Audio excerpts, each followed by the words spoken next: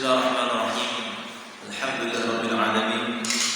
Wa bihi nasta'inu ala umuri dunya waddin. Wassalatu wassalamu ala asyrafil anbiya'i wal mursalin.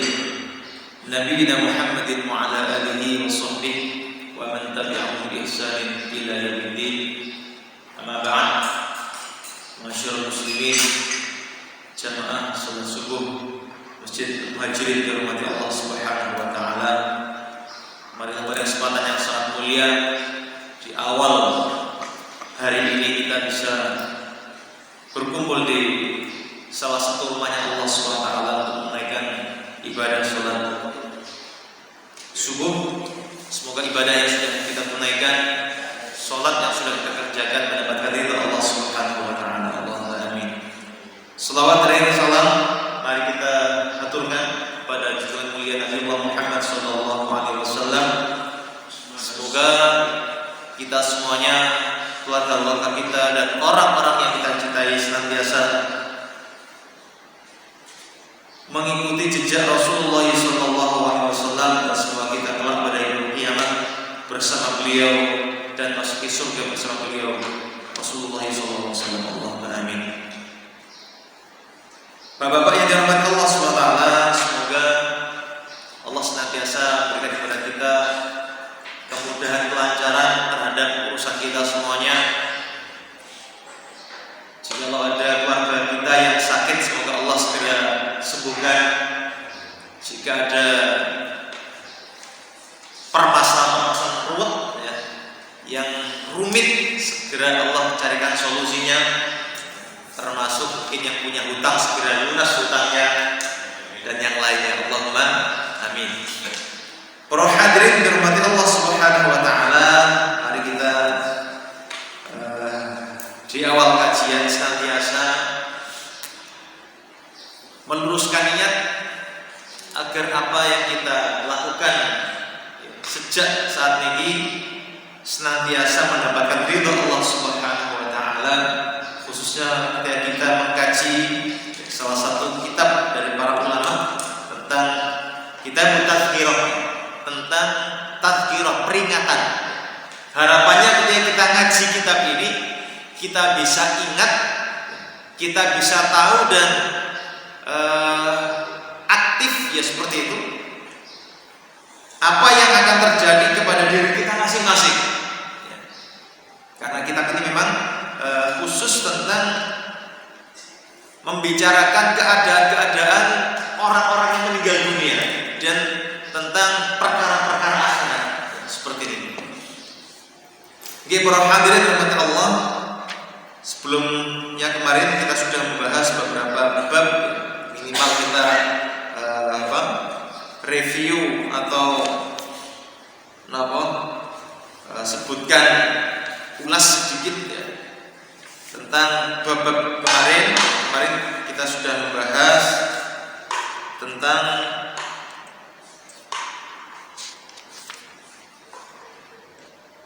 ya bahwasanya ketika orang meninggal dunia itu akan diikuti oleh pandangan matanya ya, seperti ini.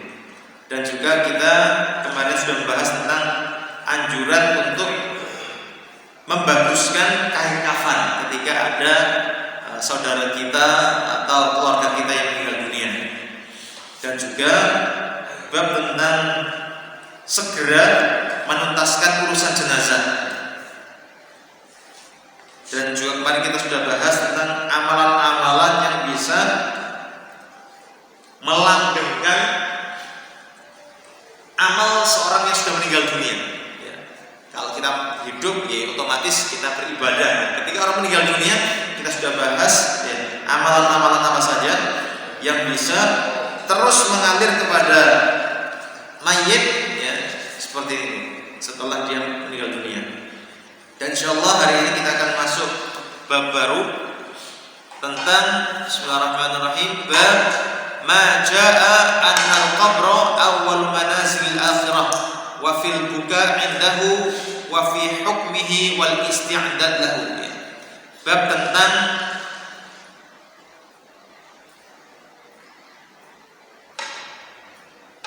kuburan merupakan rumah pertama dari rumah-rumah akhirat. dan keutamaan menangis di kuburan dan hukum-hukumnya dan mempersiapkan diri untuk menuju ke sana. Jadi di sini akan, kalau kemarin sudah kita bahas tentang segera memakamkan, kemudian amalan-amalan yang bisa melanggengkan mayit, maka sekarang pembahasan kita adalah pembahasan tentang bahwasanya alam kubur merupakan rumah pertama di negeri akhirat. Seperti ini. An Ibnu Majah, dari Imam Ibnu Majah, beliau meriwayatkan an Hani, dari Hani. Sinten Hani itu? Maula Utsman bin Affan. Maula itu artinya budak yang pernah dibebaskan.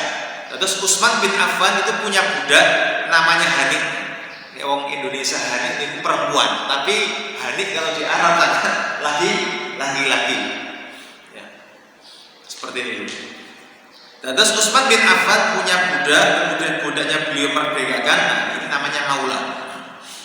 Qala, ya, Hani berkata, kana Utsman radhiyallahu taala anhu idza waqafa ala qabrin baka. Bahwasanya Utsman bin Affan jika beliau singgah di kuburan, beliau menangis. Hatta yabulla lihyatan, sampai tangisan beliau ini membasahi jenggotnya. Ini menunjukkan berarti Utsman bin Affan punya jenggot.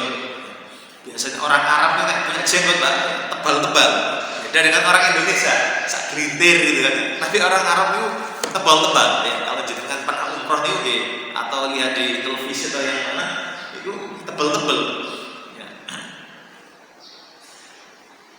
Dan terus ketika Utsman bin Affan mengunjungi kuburan, sering beliau atau bahkan bisa dipastikan ketika beliau ziarah kubur, itu pasti menangis sampai membasahi jenggot beliau. Faqila lahu, kemudian dikatakan kepada beliau, tazkurul jannah wan nar wala tabki wa tabki min hadha. Wahai Utsman, kalau sampean diingatkan tentang kenikmatan surga, kengerian neraka, panjenengan tidak menangis. Akan tetapi ketika panjenengan datang ke kuburan, kok tiba-tiba menangis seperti ini. Nah, terus ketika secara umum manusia itu kan ketika diingatkan neraka dia akan takut sampai menangis. Diingatkan kenikmatan surga yang tiada taranya akan semangat. Nah, tapi Utsman bin Affan ini beda dengan yang lainnya. Ketika diingatkan surga neraka biasa-biasa saja, mungkin tidak segitu efek. Tapi ketika diingatkan, ketika beliau ziarah kubur, menangis dan menjadi-jadi nangisnya sehingga membuat jenggot beliau basah dengan air mata beliau. Qala, maka beliau berkata, Inna Rasulullah sallallahu alaihi wasallam qala, sesungguhnya Nabi Muhammad sallallahu alaihi wasallam bersabda, Innal qabra awwalu manazil akhirah. Sesungguhnya alam kubur itu adalah rumah pertama di negeri akhirat. Fa in naja minhu, jika seseorang bisa selamat darinya, jika di alam barzah, di alam kubur tadi dia bisa selamat dari hisab, selamat dari hukuman, ya, seperti itu. Fama ba'dahu aisar, maka kejadian-kejadian setelahnya maka itu lebih mudah. Aisaru minhu wa illam yanju, dan akan tapi ketika dia seorang hamba tidak selamat di alam kubur tadi, di situ ada dia terkena azab kubur, naudzubillah min dzalik, kemudian dihisab, kemudian ditanya oleh malaikat-malaikat munkar dan nakir, dan dia tidak selamat, fama ba'dahu asyaddu minhu, maka rumah-rumah berikutnya, kejadian-kejadian berikutnya itu lebih dahsyat dan lebih mengerikan. Qala wa qala Rasulullah, dan di hadis yang lain Nabi Muhammad juga bersabda, "Ma ra'aitu manzaran qattun illa wal qabru afdhu minhu." Saya tidak pernah melihat pemandangan yang lebih menyeramkan dari kuburan atau di alam kubur tadi. Lantas dari hadis di atas bisa kita ambil kesimpulan bahwasanya di alam kubur ini adalah penentu bagi seseorang untuk selamat nopo boten di kejadian-kejadian akhirat berikutnya.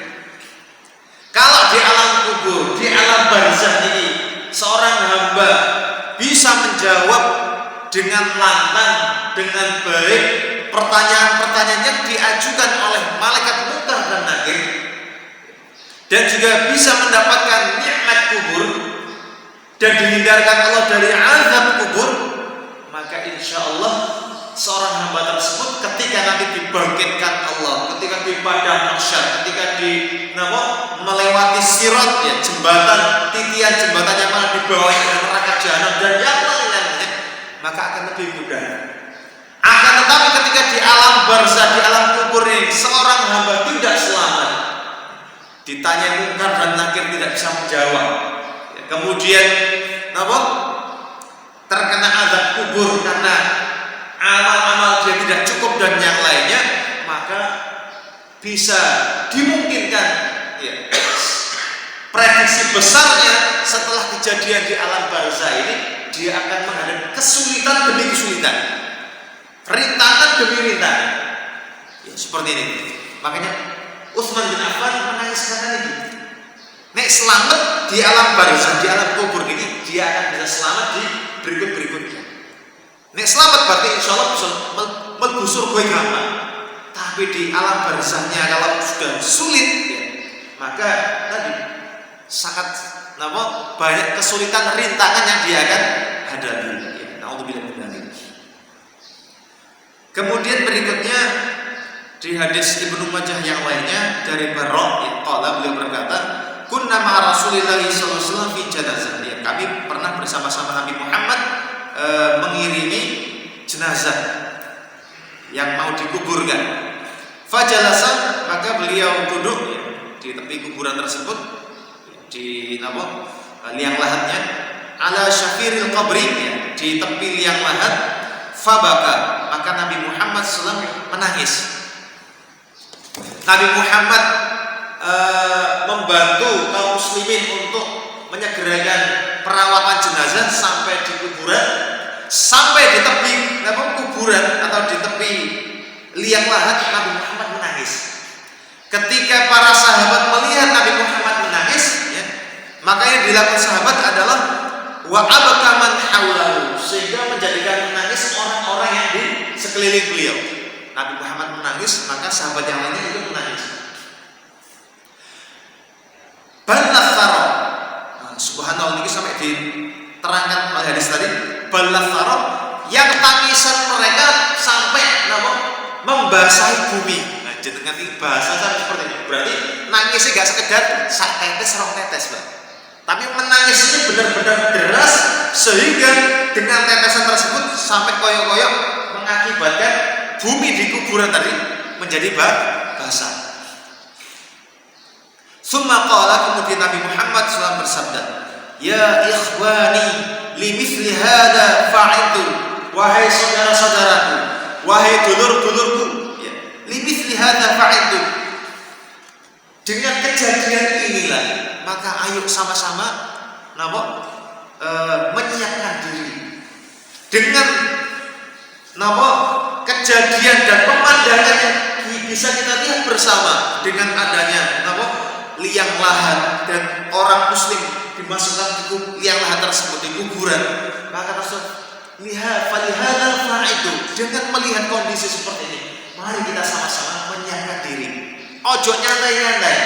Ayo kita kumpulkan amal soleh yang banyak sebagai bekal ketika kita dipanggil Allah seperti saudara kita yang meninggal dunia ini. Karena dalam kubur, ya, ini adalah rumah yang dihuni oleh satu orang. Ya, liang lahat satu nih, secara umum disiapkan untuk satu orang. Kalau panjenengan beli rumah, itu kan bukan untuk panjenengan mawon, ya untuk istri, untuk anak, kadang-kadang juga ada saudaranya, ada orang tuanya. Tapi apa? Kalau kuburan atau liang lahat ini untuk kita sendiri-sendiri. Ya. Kecuali di beberapa kejadian mungkin ada kematian massal, ya mungkin habis perang atau memang kena wabah dan nyawanya, bisa satu liang lahat bisa 2 sampai 3 orang. Tapi secara umum, ya, ketika orang meninggal dunia, ya, satu liang lahat untuk satu orang. Artinya kita tinggal sendiri-sendiri. Kita dilahirkan di dunia, keluar dari perut ibu kita masing-masing dalam keadaan sendiri-sendiri secara umum, meskipun ada yang bayi kembar, tapi secara umum sendiri-sendiri, dan meninggal dalam keadaan sendiri-sendiri. Ya. Wal ghurbah wal wahsyah, dan rumah yang kayak menyeramkan, peteng dedet garap moncone, ya, seperti itu. Artinya secara kasat mata mawon kita bisa melihat kuburan tempat menyeramkan. Bukan menyeramkan kita takut pocong, takut genderuwo, tapi melihat kondisi, kondisi ketika orang meninggal dunia itu sendirian, gak ada koncoy, ya kan? Kemudian dalam keadaan gelap gulita, bahkan ditemani cacing-cacing yang menggerogoti jasadnya. Bukan masalah karena kuburan mesti pocong, itu bukan berarti akidah-akidahnya lain, bukan seperti itu.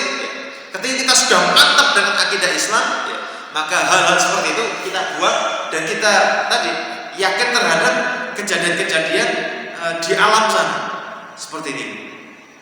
Sehingga dengan melihat kondisi kuburan, ya, dengan kita sering ziarah kubur, maka kita akan membuat diri kita semangat dalam melaksanakan ibadah.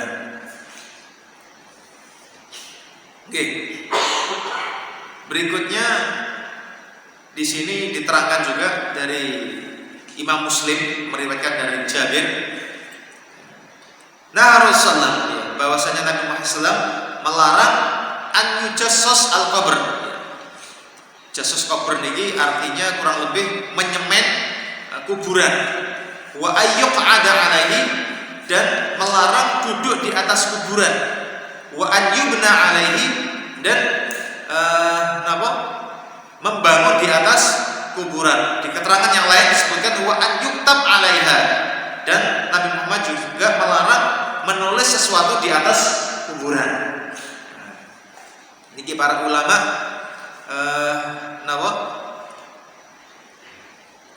menyimpulkan bahwasanya ketika kita ziarah kubur, ya, jangan sampai kita duduk dengan sengaja di atas kuburan tersebut, karena memang tadi sudah ada larangan khusus, ditambah ada larangan yang lainnya. Imam Muslim juga menyampaikan di hadis yang lain, la an yajlisa ahadukum, sekiranya salah seorang di antara kalian itu duduk ala jamrotin, di atas bara api, fatuhrik thiyabahu, sampai bisa membakar bajunya, fatahmuso ila jildihi, sampai menembus kulitnya, khairun lahu, ya, itu lebih baik baginya min an yajlisa ala qabrin, dibandingkan dia duduk di atas kuburan.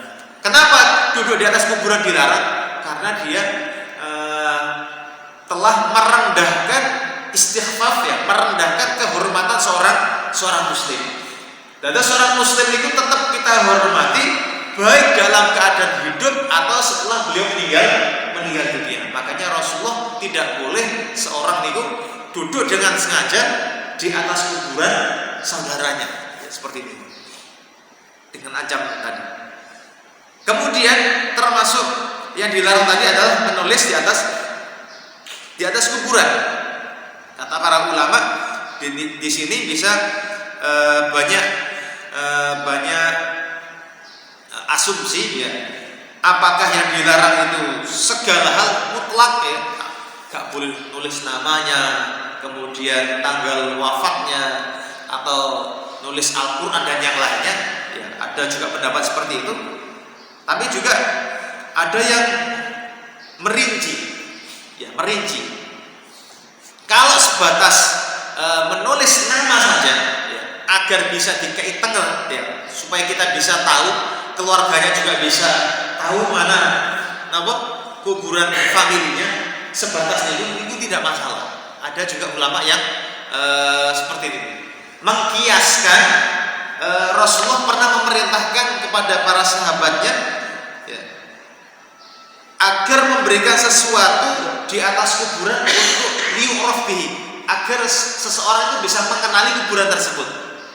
Terus Rasulullah di suatu keterangan hadis, beliau menyuruh sahabatnya untuk meletakkan batu di atas kuburan agar batu tersebut sebagai tanda kalau itu kuburannya keluarganya, seperti ini.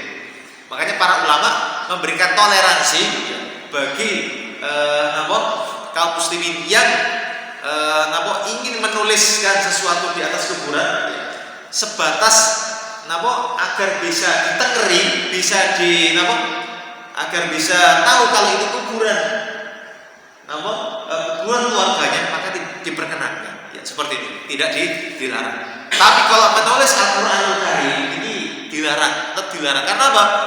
Banyak kemungkinan bisa saja dengan dia menulis ayat Al-Qur'an Karim, kemudian karena dimakan waktu, akhirnya tulisan tersebut bisa jatuh ke tanah, sehingga antara tulisan Al-Qur'an yang ditulis tadi ya, dengan alas kaki ini sejajar. Makanya ini para ulama melarang karena bisa dikhawatirkan bisa saja tadi sebagai bentuk merendahkan ayat-ayat Al-Qur'an seperti ini. Tapi kalau sebatas nama atau mungkin hari kematian, para ulama masih mentoleransi karena itu sebagai bentuk untuk nengeri atau memberikan tanda bahwasanya itu kuburan keluarganya, seperti ini.